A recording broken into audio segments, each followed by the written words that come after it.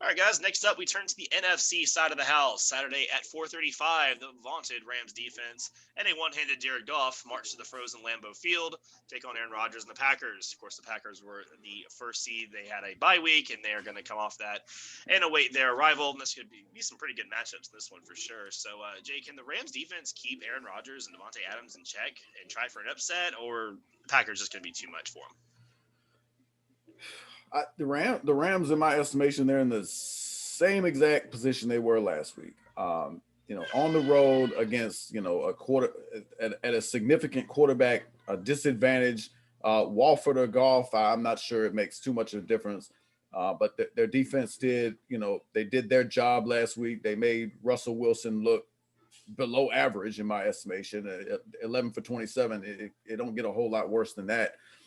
And the Rams leaned on the running game with Cam Akers along with that defense. And Jared Goff really, the only thing that he needed to do was not make a critical mistake. And to his credit, he did not. I think that there's going to be a little bit more required of him this time if they want to get it done. I still think, if the Rams played the exact same game they played last week, I think they can keep it close. But I think Jared Goff's going to have to take a step forward. He's going to have to make some. He's going to have to make some big plays, and hopefully that thumb is doing a little bit better because he was erratic and inaccurate throughout that game.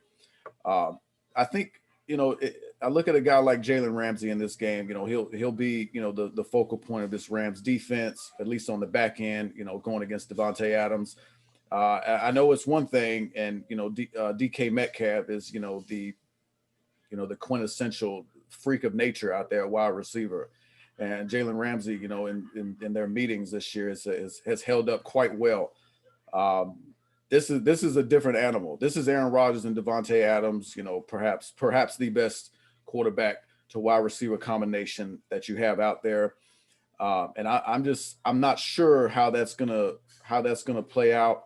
But again, if Devontae Adams isn't available due to Jalen Ramsey's excellent coverage skills, it's gonna be the Robert Tonyans. It's gonna be Marquez Valdez-Scantling, Alan Lazard. I mean, Aaron Rodgers is going to find somebody. I don't think the Rams are going to be able to. I'd be surprised if they pull the same performance against Aaron Rodgers that they were able to do against Russell Wilson. I don't really see it happening. But on the other side, the question to me is, and I think Drink would agree with this as well: are the Rams physical enough up front? And I think my question is on the defensive side of the ball. Is Cam Akers going to come out there and have a big day? And can the Rams come out there, control the clock, stay in third and medium, third and short, move those chains, maybe keep Aaron Rodgers off the field, limit possessions. That it's a similar thing that if Cleveland was going to beat Kansas City, they'd have to do. That's the Rams formula. I think if you look at the coaching matchup, I'd give Sean McVay an edge there over Matt LaFleur. But this isn't a situation where I think Green Bay just comes in and it's just an easy game. I don't think Green Bay. I don't see a blowout here. I think it'll be close. I think it'll be competitive. But in the end, much to like that, I believe Russell Wilson would make more plays than whoever the Rams want to trot out there under center. It's the same way. I cannot imagine Aaron Rodgers going down one and done because they are the top seed. A one and done Aaron Rodgers after. This in what I believe he's the MVP of the league. I can't imagine that happening. Green Bay wins this one. We'll say 27-23. 27-23. All right. Hey, so I think for the first time since we've been talking about these matchups, I'm no because we was opposite ends in Buffalo and Indy. Baltimore, and I think we're going to be opposite ends on this one. I'm going with the Rams on this one. Here's the deal. I think Ramsey can take Devontae Adams out of the game enough, not completely out of the game, but take him out of the game enough to force Rodgers to have to look for Scantley and look for what's the other guy name? Lazard. Look for like the Tonyans and all these guys that's not as known as Devontae Adams. And I think that Rams defense, like, give them credit. I know it's a lot of guys that we don't mention on a day-to-day, but they have enough talent to slow those guys down. And my feelings on Green Bay when it comes to the line of scrimmage. I mean, like, I want to see how tough they is. I think the Rams will show us how tough they are. If they beat the Rams and they control that line of scrimmage, then I won't say anything else about them being soft. But until I see it, I believe they show them in soft over there. So Aaron Rodgers is the better quarterback, and I do think Devontae Adams is the better wide receiver for both teams. I got that. But I think Jalen Ramsey is the better defender for both teams. I think Aaron Donald is a better defender for both teams. So can the Green Bay offense slow those guys down enough? Because I just want to see what Aaron Rodgers do if Devontae Adams is not available. I really do. I'm curious to see how he get down if his number one target is taken out of the game. This is what we know. We know Aaron Rodgers is an assassin. Most likely, he seems to be the MVP this year. So he between him and Mahomes and Josh Allen, it's those three in the mix. I think I have heard Derrick Henry for the running back representative, but it's gonna be in that mix. And the Rams defense have been impressive. I got to put some respect on it. Now the problem is the Rams got to play offense too. So can that offense help the defense enough, at least hold the ball enough to make this a possession-by-possession game, make this a low-scoring affair? I'm not quite sure, but I can say this. Jared Goff came in. He made some plays. Seattle is not Green Bay on the defense side of the ball. I got it. But he made some plays with that broken thumb, and if he figured out how he can keep making those plays with that thumb, you got Cam Akers. He looked like he can carry the ball enough to take some of that pressure off of Goff. I mean, it's not like his wide receiver core is just hot garbage. I mean, he actually got a pretty decent wide receiver core. I like Cooper Kupp. I like Robert Woods. I like those guys. I like Reynolds. He got guys, Higbee. He got guys on that offense that can make plays. I like what he has going. Can he make enough plays is the problem. So to that fact, 27-24, Los Angeles Rams. Holla at your boy.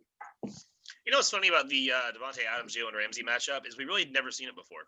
Despite Ramsey, being in LA for a little bit now, and even I think the Jags and Green Bay played week one of his rookie year, and they played like 5 snaps together, 1-on-1 or whatever. But and they played some of the Pro Bowl. So like basically, we've never really seen a full game of actual real Jalen Ramsey and actual real Devontae Adams. So that's going to be a really interesting matchup because against one we haven't seen yet.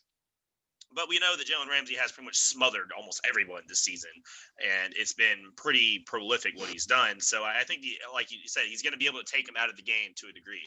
I think what's going to happen in this game is Aaron Jones is going to have a big day. I think Green Bay is going to realize pretty quick, okay, yeah, this whole just flying around, throwing the ball 50 times, it ain't going to work. So they're going to switch gears because one of the best ways you neutralize a pass rush, like the Rams have, is you run the ball, get them back on their heels a little bit, push them back, and then you can do that. Now, my question is, how can Green Bay really do that? Because their physicality is a little questionable. They lost their left tackle late in December. They're not going to have Bakhtiari for this game. I've questioned their physicality all year. Now they started to change the narrative for me. I started to buy in a little more to this team as the weeks went on, and like even the Bears, who aren't a great team, but Green Bay just was better than them in every facet, including being more physical. So I like the trend they're going in, but can they do it? I think they can. I think they can push the Rams back a little bit. Aaron Jones is going to have a big day, probably more than 100 yards. He's going to kind of set the pace of the offense, and then that's going to allow Aaron Rodgers to start opening up and taking a few shots and maybe catching the secondary sleeping. Because you just line these guys up. This whole Rams secondary is good. The whole group is good. I mean, Jalen Ramsey makes them look better. Obviously, they're all good. So I don't think the Packers can win this like they're used to winning. But I definitely think there's plenty of ways they can win it. And we know Aaron Rodgers is going to be smart. He's going to take care of the ball. And I don't know, man. I don't know. If Jared Goff was completely healthy, I think that might maybe tip the needle just to the Rams for me. But I've got to go with a healthy Aaron Rodgers at the end of the day over, Jared Goff with 4 fingers. That's just the way I look at it. But, hey, this will be a good one either way, I think. All right, at 6:40 on Sunday, it is Brady versus Breeze on the History Channel. Fox. But the career leaders in basically every quarterback stat are set to square off for the 3rd time this season. The Saints, they own both regular season matchups, including a 38-3 beatdown of the Bucs in Week 9. However, both teams have made strong pushes into the playoffs, and both quarterbacks were sharp in the wild card round. So, Drink, is this matchup more Brady Breeze, or is it more about the teams around them? I'm gonna go to the teams around them. I think we know what we're gonna get out of Brady and Breeze. We know, legendary guys. But I would say this game will be closer than some of the blowouts, some of the smoke checks we've seen during the season. This will be closer. This is what Tom Brady got brought to Tampa for. This is why you paid him the money. This is why he was the biggest free agent in the offseason. This is why blah blah blah. You want to change all this stuff. This is why he get away with violating COVID rules left and right. This is why the playoffs. You brought him here for this moment. I think Tampa Bay will play up to the moment. However, the Saints they're a better team. They're constructed better. They're better on both sides. If you go down the middle of both teams, they're better. They have a better running back. Maybe okay if you want to. Tampa had a better quarterback. Got it. But I think right now you would trust the Saints offensive line more than you would trust Tampa Bay's. And then when you look at the defensive line, they might be running even, but I think Tampa Bay been getting a little more of the juice as far as the defensive line. And then the linebacker core, even with Devin White out for Tampa Bay, it's still getting the job done. It's still getting the job done. Not saying the Saints isn't. And the secondary is clearly a Saints win. But with all that said, if you want to go wide receiver, you know what I'm saying, your preference, I guess. Some would say Mike Evans better than Mike Thomas. Me personally, I think Mike Thomas is probably the better wide receiver for both teams. But if you want to say Mike Evans, if you want to say Chris Goff, on and on, Antonio Brown going there somewhere. This game has so much elite talent, you would think it should be a close game. I think it will be a close game. However, I got to give it to the Saints, man. I haven't seen nothing out of the Saints that made me think they shouldn't win this game. Drew Brees still playing his game. Michael Thomas, Emmanuel Sanders. We know what that offense can do. Throw in Jared Cook in there. Still one a very productive tight end. And then Alvin Kamara, you know what I'm saying? The little engine that could. He keeps this thing going. And then we know what we get on the defensive side. Cam Jordan, Hendricks, Davenport, those guys on that defensive line coming, bringing that smoke. The linebackers are playing pretty good. And then on the back end, they secondary, it's getting better. It was times where, it was some tomfoolery going on the back end. But I think as of late, they're trying to play better. So not to drag it out, I got the Saints winning this. I see the Saints putting up 35 points. So I'm going to say 35. And I'm going to go about 35-24 Bucks. So 35-24 Saints over the Bucks. The interesting thing about this entire weekend is the other three matchups on the docket: the Ravens, Bills, the Chiefs and Browns, and the Rams, Packers. They didn't have a regular season meeting that you could point to and kind of use as a reference point. This one, not the case. You have two regular season meetings. Of course, they met in week 1, and the other one was I'm going to say week 9. Saints won it 1-11 in week 1. That one was, kind of a little bit closer than the score might indicate. But week 9 was a complete train wreck for the Tampa Bay Bucks. That is 38-3 was the final. It was 31-0 at the half, and by QBR, Tom Brady ended up with a really fine season: 40 touchdowns, 12 interceptions at the age of 43. That's something to be admired. But his 2 performances against the Saints, he combines for 2 touchdowns and 5 interceptions, including that 38-3 loss. He came out there with a hot quarterback, a QBR of about 5.9. So to me, when you look at the question, is it Brady versus Breeze? No, I don't really look at it that way. I look at it as it's Brady against that Saints defense. That to me is the biggest matchup, because the thing that concerns me is you have to ask yourself, I believe, when the Bucks have the ball, will they be able to maintain any semblance of balance? If the answer to that question is yes, then I think the Bucks, you feel pretty good about what you have. But I don't think a whole lot of this running game, even though that they're giving the start to Leonard Fournette. So I think maybe that's somewhat encouraging. Maybe they think he's finally ready to take over from Ronald Jones. No disrespect, but come on, let's get the the former 4th overall pick and let him do some things. But if the Saints just neutralize the running attack, which by the way in week 9 the Rams ran for a total of 8 yards. Excuse me, the Bucks ran for a total of 8 yards.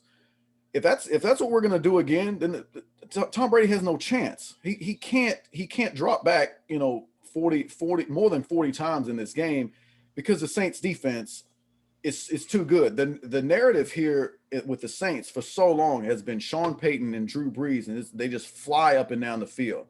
That's not this team. This defense, the Saints defense to me is the headline.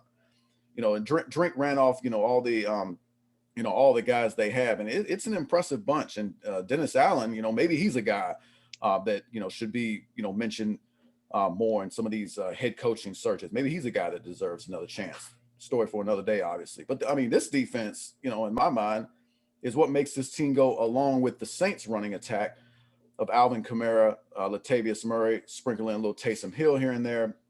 But in the end, although I think it's definitely conceivable that Tampa Bay could win this game. I think they've got, more than enough talent. One of the advantages they have, Tom Brady's got more weapons than, more star power at the, receiver position and those type of things. He's got the advantage there. But everywhere else, I think the Saints have a big edge to me. And, given what I've seen in the first two meetings, I see no reason to go against the Saints, and they're my Super Bowl representative out of this conference. So yeah, I like the Saints, and I'll go 34-24. It almost feels a bit criminal that we're getting this good of a matchup in the divisional round. I feel like most people would have had this as their, NFC championship, or a lot of people would have, especially at the beginning of the season. And now you kind of got to have it now. But hey, you get it. And I think we saw these teams, no matter what, were on somewhat of a collision course for each other. I think one of the two, if you're looking for ways the Bucs can maybe win the game, I think there's two things you look at. Number one, Tom Brady's been doing this a very long time. And remember how many times it's, Tom Brady, this is finally it. He finally ain't going to do the thing. And then he just kind of does the thing. And we're all like, oh, how did he do that? Like, he's still that guy. I feel like when we watched the Washington game, he was real sharp. He looked real sharp, like real it was like vintage, just Tom Brady doing what he does. There was none of this like regular season Tom Brady, that 5.9 QBR Tom Brady. So I think that, you look at this is probably a team that should turn it on in the playoffs, right? They should flip that switch. They're all veterans. They've all been here before. They've all done this before. If there's ever a time for this team to flip the switch, say, all right, we're going to play to our potential finally, this would be the time to go ahead and start doing it. And the other thing is it's hard to beat a team three times in the same season. It is, because like they can keep adjusting and you just kind of have to go with what works and just hope it works again, where they can keep making adjustments. So I'm really interested to see what the Bucs coaching staff does this time that didn't work the first two times. You look at all the film and go, okay, this is the matchups we sucked at. This is where we couldn't make any money. But hey, maybe we can do this. Maybe we can do that. So I think the Bucs have a good chance to win. I mean, if I was betting on, I think I would probably have to bet on the Saints. It's like for the reasons y'all laid out, the Saints look like the better team overall. But man, the Bucs are dangerous. I think they're a dangerous team, and if Fournette gets kind of rolling and things start clicking their way, I don't know. This could be another one of those, nightmare Saints playoff exits. We've seen plenty of them. I mean, could be another one. But I'd bet on the Saints, but I got like a 31-30 type, just thriller with a kick at the end of the game or something. It's gonna be fun. This one's gonna be a lot of fun.